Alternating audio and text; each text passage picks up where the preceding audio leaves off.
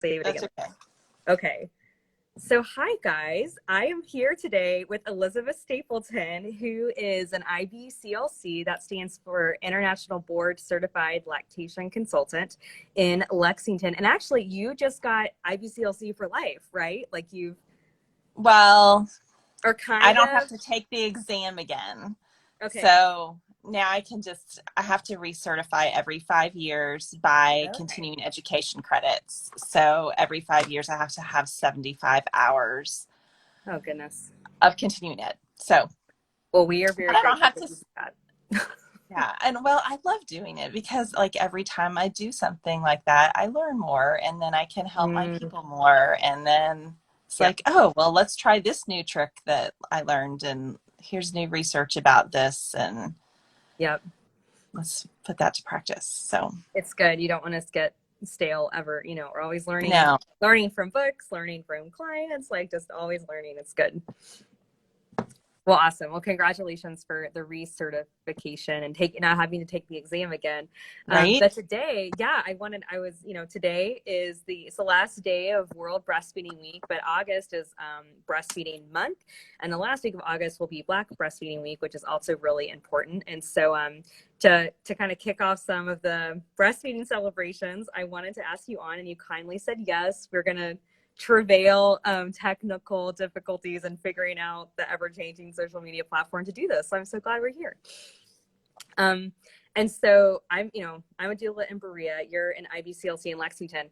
I feel like I refer people to you all the time, and I think a lot of them end up going, which is really great. And so I wanted to ask you, just for kind of a quick form social media content, some questions that I get a lot from clients, and that I end up saying, you should really make an appointment with Elizabeth and talk to her about all of these questions. So one question, and this is I bet you get this a lot too. If breastfeeding is natural, then why does it hurt? Why is it hard, Elizabeth? If breastfeeding is a really natural thing to do, why is it so hard and painful to breastfeed? Yeah. So it's natural, but it's also a learned skill. It's just like anything else that we do with our bodies that, I mean, like running's natural, but I couldn't go run like the Olympians today That's right. That's a very good point. or even next year. Right. Um, That's a very good point. so even though it's a natural thing that our Mm, bodies should be able to do, culturally, we don't have a social breastfeeding experience. We haven't usually grown up watching everybody around us breastfeeding all the time, and yeah. we don't have people around us when we're starting to breastfeed that know what they're doing. Like my husband had no idea how to help me breastfeed. He was like, "Here's the baby. I'll change the Right. diaper." Right. And he Right. was really good about that, and he was really supportive, but he didn't know how to help me latch. And so there aren't necessarily people around us as we're learning to breastfeed to just like, oh, well, just try this and do those little things that if we had lived in a culture where breastfeeding was happening around us all the time, Mm, some of those things would just be innate, but we don't yeah. see that. And so we see the pictures of the mom sitting in the glider with the boppy Alone. Right. Alone. That's alone. always interesting to me. Very isolated, you Yeah, know. alone in her rocker with the Hmm. boppy at Hmm. night. And that's not how we're supposed to breastfeed. Right. Um, That's right. and so, like, so can we move that? Can we move that breastfeeding experience to like where it is normal for us to like breastfeed in the living room Right. with other women around us who have breastfed In a group. that Yeah. in a group, you know, but Yeah. our culture doesn't, it's hard to do that, especially this year. I mean, everybody's at Right. home in their living room with nobody else. Right. Um, and it's just really challenging. So yeah, so it is natural, but it is a lot of learned things. And so there's Yeah. a lot you can do to learn. And you can watch videos of people breastfeeding. You can go sit in your friend's living room and watch the breastfeed. I remember when I was breastfeeding my oldest one, and we were a couple months in probably, and we went over to a friend's house, and there was a mom who was an experienced mother. She was on Mm, number 2 or 3, and we went into the other room to nurse our babies. And just watching her, just the rhythm of how she breastfed, like she just like put him on, he nursed on one yeah, side, burped him, put him on the other side, and just like that the smoothness dance. of what Mm, she did with that, I was like, oh, that's how it's done. Because we'd been like struggling and right, just didn't have that rhythm down, and just right. watching her with that rhythm do that so naturally, like I just absorbed that, and and then we had it after that. But like, Mm, I mean, I had watched my mom breastfeed my sister, so it wasn't like I wasn't aware of breastfeeding and hadn't ever seen it. But I was 12 when she was breastfeeding my sister, so mm. it wasn't like I wasn't watching the rhythm part of it. Yeah, that's fairly fair. Yeah. That's a good, and to kind of supplement what you're saying, did you go to Kimberly Seals Allers did a talk this week with the Milk Bank about racial disparities in breastfeeding. And there might be a recording if you like, I don't know if it Okay. came across, there's so much all the time. But one point, just what you're saying, one thing she said that was so interesting, speaking specifically about racial disparities, but I think it just applies to why people don't breastfeed, is she said it's not the act, it's the experience of it. Like she Mhm. kept saying, like, we can fix a latch. I can fix your milk supply problem. I can't Right. fix your employer not being supportive, not knowing what to do with like pumping. I can't fix you being the only person in your social circle, not the only person Right. breastfeeding and not being surrounded. So I thought that was such a good point. I was thinking a lot about it. It's not the act, it's the experience of it, just like you're describing. That's what makes all these disparities and for racial disparities, but also that's what makes our low breastfeeding rates, and just we have a hard time accepting breastfeeding culturally because it's the experience. It's really hard, I think it's the tide's turning for sure, but it's hard. You got to kind of be a tough nut to put Yeah, to you do. breastfeed, Like, you have to be like, I'm gonna do this, and right, it's gonna exactly, and make it work. for the And next person, right? Like I kind of, that was always helpful for me. It's like, this is so hard for me, but if I can just persevere through this, then the next person is going to have such an easier time. If I can normalize it for myself and for my Mhm. circle, then Yeah. that will get bigger. So it's good. This is kind of switching gears to, you were mentioning partner helping. I've gotten this a lot recently. So we kind of, I think people come in knowing breastfeeding is hard and really demanding. So people prenatally will tell me that their plan is, well, I'll just pump so my partner can get the baby a bottle and I'll sleep through the night and we'll trade nights. And so do you want to talk about, that's, you can do that if you want, but talking about, breastfeeding, it's a supply demand chain. So even if you're not out feeding your baby, you might still need to be out pumping to put in Yeah. those feeds that your baby missed. So let's talk about maybe partner support. Your partner giving the baby a bottle isn't the only way to support your breastfeeding. And Right. certainly down the road, once you're, I'll let you go on, but that's a conversation I'm having a lot. Like, let's talk about expectations, and you might do that, and that works for you, but you will be still getting up and pumping. Unfortunately, early on, there's no like, you just There's no. conk out through the night and you can totally sleep and still breastfeed, Yeah, without outputting the milk somehow. I had a mom in my office yesterday, and she there. I mean, as everyone finds their way in their breastfeeding Right. journey, it looks different for everyone. And so for them, they are doing some bottles at night, Sure. uh, which is great. And that's, everybody's going to find their own Right. path and how Right. their family is working. But she tried to sleep longer, and her baby's, I don't know, Yeah. 8 weeks now. Yeah. And so she tried to sleep longer, and she's like, I can't go more than It's five hard. hours It's true. because I'm going to explode. And so that's really how our bodies are meant to work too, is that we need our babies as much as our Mm-hmm. babies need us. And it keeps them safe. It helps them to Mm-hmm. know that like they can always go back to their beginning, to that place where mama is. And so our bodies are made so that we need their presence as much as they need our presence. So it's like that whole bonding and cycle. Um, but that's not to say that dad can't be really helpful in all of that, or whoever the partner Right. is. And it may not be dad, it may be Right. mom, the other mom, Right. it may Right. be It could be grandma grandma, or roommate, right? or, Whoever. Yeah. there's so many different, but whoever the helper person is Hmm. that wants to be helpful, Hmm. and just is like, well, here, you sleep through the night and I'll take care of the baby overnight. Well, they can take care of the baby overnight and bring the baby to you for Right. feeding. Right.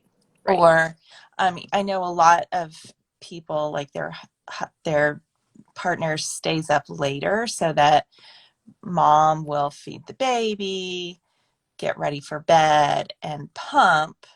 And Hmm. then in an Good. hour, when the baby needs the next feeding, that's when the bottle Right. happens.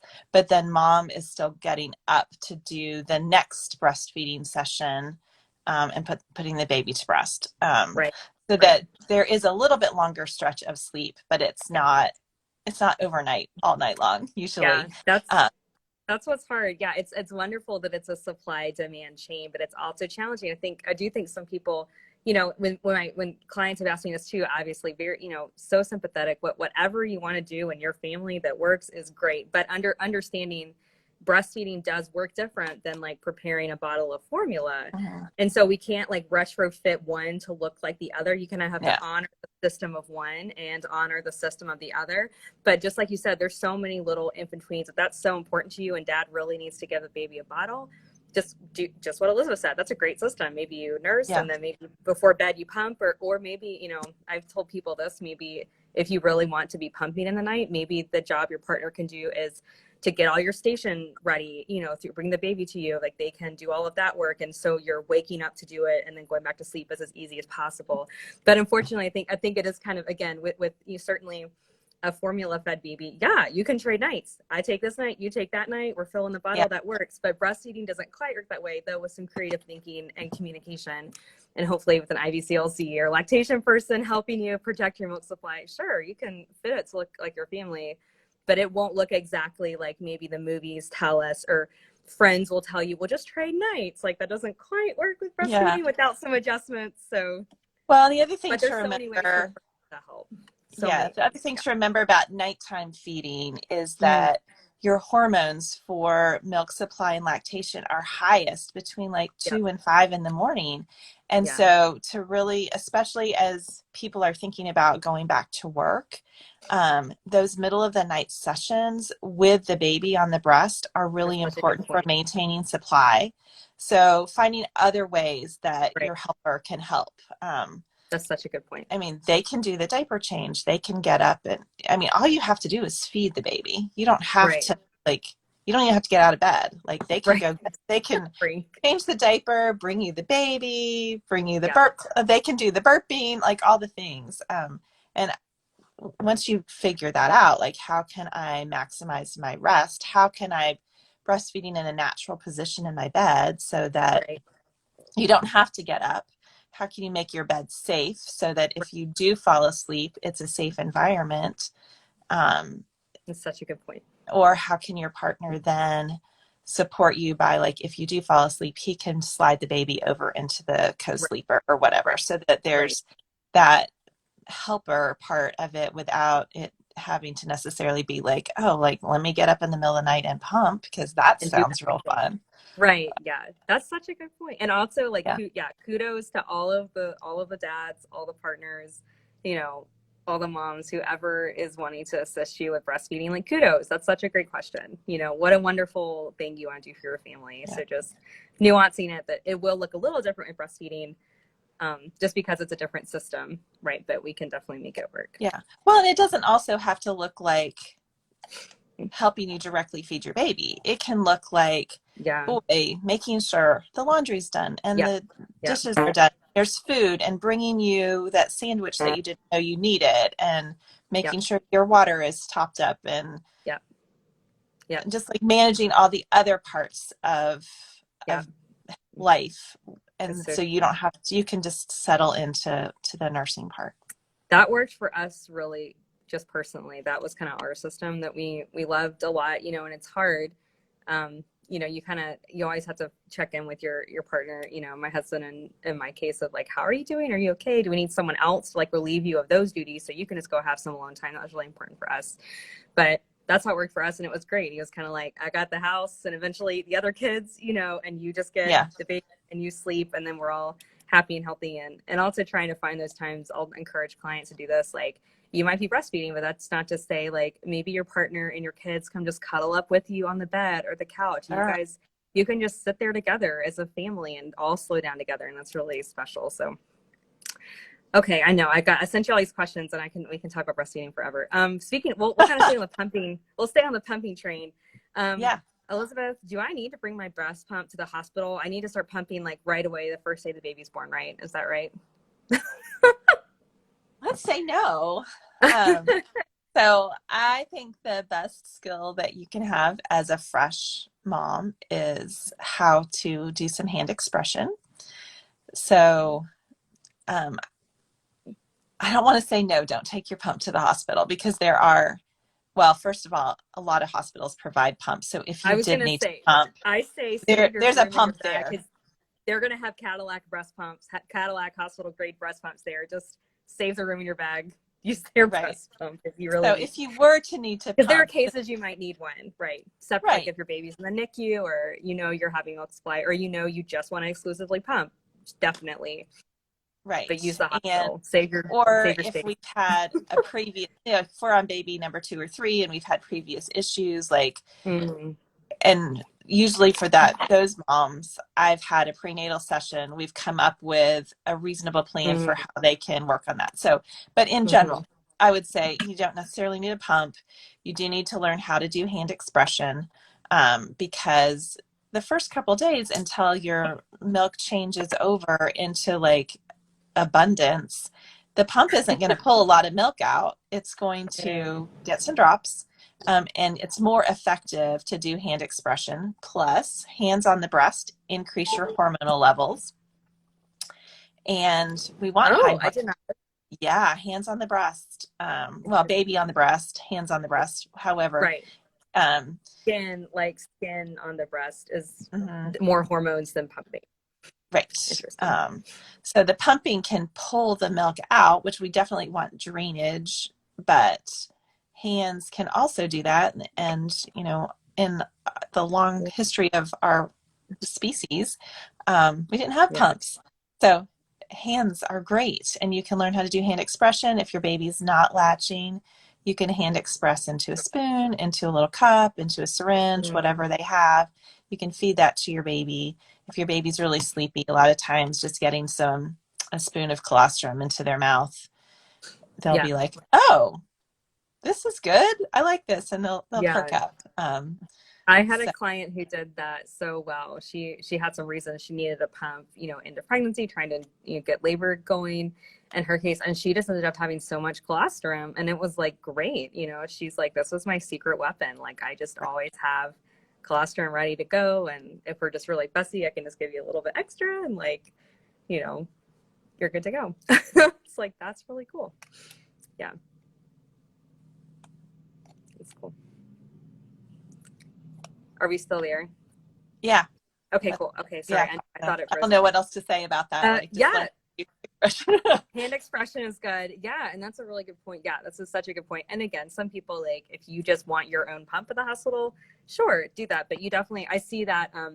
I know a lot of people, I've had a lot of clients who will bring them, or you just see it on packing lists, which makes sense. But just definitely, you know, if you want your own for a reason, sure. But you do not have to bring it to have a successful breastfeeding experience. And again, like Elizabeth said, that's a great point. There's actually going to be more hormonal levels, and so you're going to be getting more output probably through hand expressing than even pumping. Is definitely those early days and weeks. So, and if you have a baby in the NICU, you need to do hand expression and pumping. Like there's just like that. Right. All of it. But in general, and let me just say too, like a lot of times people are like, oh, let me take my pump to the hospital and they can help me learn how to set it up and check my flange size. And really, you're in such a state of overwhelm. Unless you need to pump, you don't need to learn how to run your pump while you're in the hospital. And your usually people have swelling from their labor and delivery. And so assessing for flange size in the hospital is not necessarily going to be effective Hey, that's either. a good point. So, and I will say that like 90% of people are using too big of a flange, which Yeah. is okay when you're in the hospital and your breasts are swollen and your body is swollen and Yeah. whatever. Yeah. But like long term, if you're pumping and it's not comfortable, you need to have your flange sizes assessed. And you don't necessarily have to use the hard plastic flanges that come with your pump. Yeah. Um, you can, but there are other options out there. Pump and Good to know. Pals. Lactech has a lovely silicone flange that I love. There's inserts to Okay. put inside your flanges to make them smaller and softer. So there's a lot of options for that. But if it's hurting when you're pumping, there's Yeah. something wrong. No, So, there's something wrong. And I that mean, is it's so, just like I've been, anything. If it's hurting while you're breastfeeding, there's something wrong, and we need to fix that. Let's address right. the root issue. Right. Right. Yeah. That's such a good point. I don't know if I've seen silicone flanges. That sounds No. delightful. Nice. This is so wonderful. I love it. I love it. This is so valuable. How cool. Yeah. Okay. Cool. Look at that. I mean, Nice. That this would is be a delightful. yeah, and this is it's got a different shape too than the normal flanges, um, That's so cool. which works better for some people. Like some people it doesn't work for, but other people it does. Right. But there's that one, and I have Another reason to reach out to your local IBCLC, right? Because you have right. got all the little tips and tricks and the time, right? You've got the time to sit with people and customize and test the flange size and troubleshoot. Yeah, and I have like a whole set of all the different sizes and kinds of Um, flanges in my office, and so we try them out you and guys, see what we like. you guys heard it here. Go talk to Elizabeth for because that's so helpful. Yeah, I agree. I know that was one thing you helped me with my pumping is I again right everyone has too big of a flange size because that's just the way it is. So it makes a big difference getting the right size for you. It's very helpful. Okay, so pumping, we'll kind of like round it out. Speaking of pumping, do you want to talk about this is going to be a shameless plug for right, the Motherwell is a milk bank depot for the milk bank, which is based in Oh Indiana. yeah, So if you are pumping, right, a lot of people pump for different reasons, and then sometimes people will have extra milk. And back early on with Carson, my first in 2014, I was pumping like I think I had definitely had some oversupply issues, and I just produced so much. And then I would send it, to our sitter. And there was one day she's like, can you get your breast milk out of our freezer? And I was like, what do you mean? Isn't Carson like drinking all of the milk I provided? And she's like, no, I've got like, like 25 breast milk bags in my freezer that she just hasn't taken here. So that's where I first learned about the milk bank. I was like, what do I do with all this? And so I donated, had extra oversupply a little bit, but also she just didn't eat as much at the sitter. So I just had all this milk.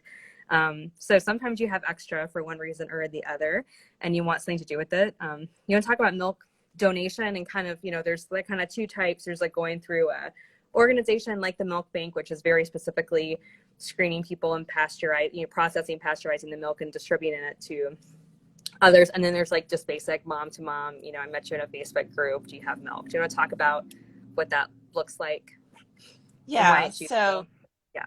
um, there's a lot of mom to mom donations happening. The Eats on Feet's website has, and then the Human Milk for Human Babies also, but the Eats on Feet's website has a really lovely questionnaire on how you can, like, if you need milk for your baby and you want to go and your friend says, oh, I have extra milk, you can have it.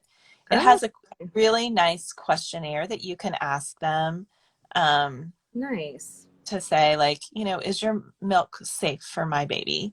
Which a lot of times it is, but also like you want to know like what medications they're taking, what diseases they may or may not have had. Did they have thrush while they were pumping? Just lots of Right. different questions that you might not think about. And then you can choose like how comfortable you are with that for either donating or using for your baby.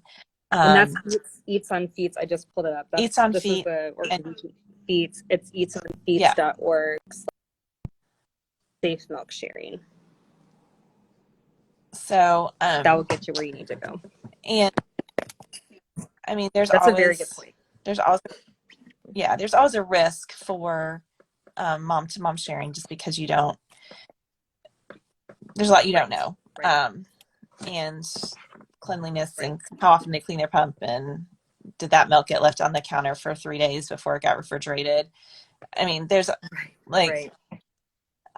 but it is a lovely way and to support other moms in their breastfeeding journeys. And then the formal milk sharing is through the milk bank, and you can donate. You have to do a blood test beforehand, but then you can take it to a milk depot, and they take it from there, and they pasteurize it and then sell it back processed and pasteurized and all that to NICUs, and also to direct to individuals. So you can purchase milk from them. Right. That's true. But there's milk depots now in Berea. Yes, and Lexington, right? And then there's one at Lexington at Centered. Centered. Okay. Yeah. Right. So they have one. I think they still have it. I don't know why they wouldn't have it. I haven't heard otherwise. I think they do too. Yeah. Yeah. And we'll double check too. I'll make sure I leave in the comments all the places, and of course a link to it's just the milkbank.org, or you can follow on Instagram at the milk bank. That's just kind of our local, like regional. That's kind of the standard. And I happen to know too. It's kind of I'll tell people when they're donating to me, you know, like this organization, they are actually supplying a lot of like the milk, donor milk for like our NICUs in the area. So it's very likely, you know, your milk is going to get to a baby right in your own backyard who really needs it, which is really cool. And yeah, like you said, there's kind of beautiful, there's certainly that informal way, which like has pros and cons. And then also, you know, it is, you know, there are pros and cons, right? It's a little extra step, getting blood test and all of this stuff for a formal donation, but you do have that assured safety. And of course, in their case, right, they're really trying to help babies who truly are medically fragile or just are in need, you know, if individuals want to buy. And someone I was talking to at the milk bank, they likened it to, you know, you wouldn't just take a kidney donation from anybody without like some screening. Like this is still human tissue, you know, this is human fluid. So it's worth it, especially, again, it's always worth it, but particularly I think for their mission of taking care of fragile infants, you know, they want to get as many babies as they can to their first birthday. So it is worth that extra little, do the questionnaire, get the quick blood test. They make it as easy as possible for you. And then you can be assured, you know, they're sure that you're good and okay. And then you can just drop it off conveniently at Berea or Lexington, your milk, and then we ship it from there, and they do all their good work with it and get it to babies who need it. So it's really cool. And again, that's if you happen to be pumping or have extra milk for whatever reason. It's kind of a beautiful. Do they have a minimum donation amount? They don't. They have a recommended, which is 100 ounces or like 16 8-ounce breast milk bags. And I think they have a lot of cool graphics. Like that's about like 6 2-liter or something. I think that's right. It's you know, it's a couple 2 liters of Pepsi. It's not a required, but it's like, you know, we would love for you to be a donor if, you know, definitely we're hoping to at get 100 ounces donated. But you'll be surprised, like literally, you know, I shared this week, my milk depot got its first donation, and very typical, you know, this mom was like, I just have a bunch of milk in my freezer. I want to see what to do with it. She brought in almost 300 ounces. Yeah. I mean it adds up just sitting, it adds up really quickly. So she in one donation, you know, certainly a lot, but you may very well have 100 ounces just, you know, sitting there. It's they'll tell you guidelines. Usually it's within 6 months. If your milk has been in a deep freezer, it's perfectly fine. So maybe your baby was little and didn't drink, kind of like in my case, you know, oh, my baby's not been drinking all the milk I pumped for you for 5 months, you know, I'll send it to the milk bank. You very well could already have that 100 ounces in a freezer somewhere, you know, and just get approved, donate through them. Or again, there's, like you mentioned, Eats on Feeds. That's who I send people to as well. And it's really good to know about their safe milk sharing guidelines. That's wonderful. It's a good tool. Okay, well, we're kind of, so those are kind of like the big points I wanted to hit.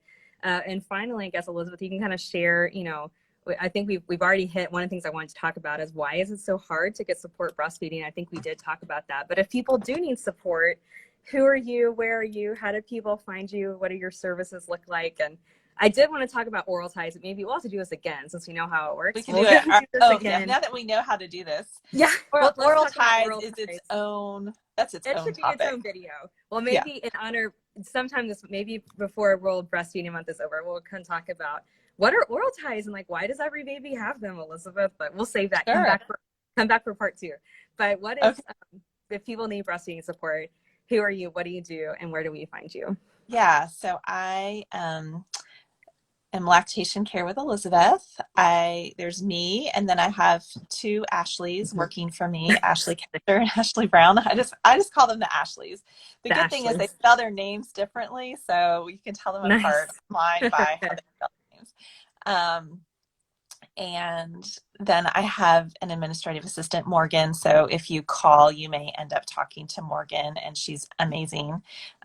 She was one of my early mamas, and I didn't really know that after I had hired her. I didn't know that until she had written her little story and put it up on my website.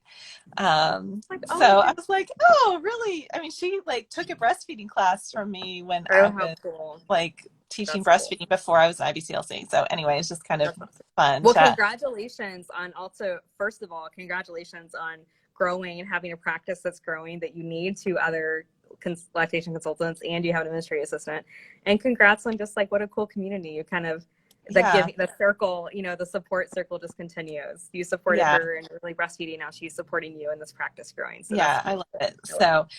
So to make an appointment, well, what we do is we do a virtual visit for the initial. It takes 30 minutes usually. We go over your paperwork, we talk about your birth, we talk about your issues, all the stuff that I don't have to hold your baby. Well, I mean, I love holding babies, but I don't have to hold your baby in my arms and look at you breastfeeding to do those things. And so with COVID, that's something that we started, and that just reduces our in-person time and kind of gets that stuff. And you can do it from home, and that's easy. And what that has allowed to is that if you live far away, we can do some breastfeeding support virtually. We can do some further visits virtually if we need to, and that works really well. And also like new mamas in the hospital, we can do like little 15-minute, okay, this is what they told me, is that right?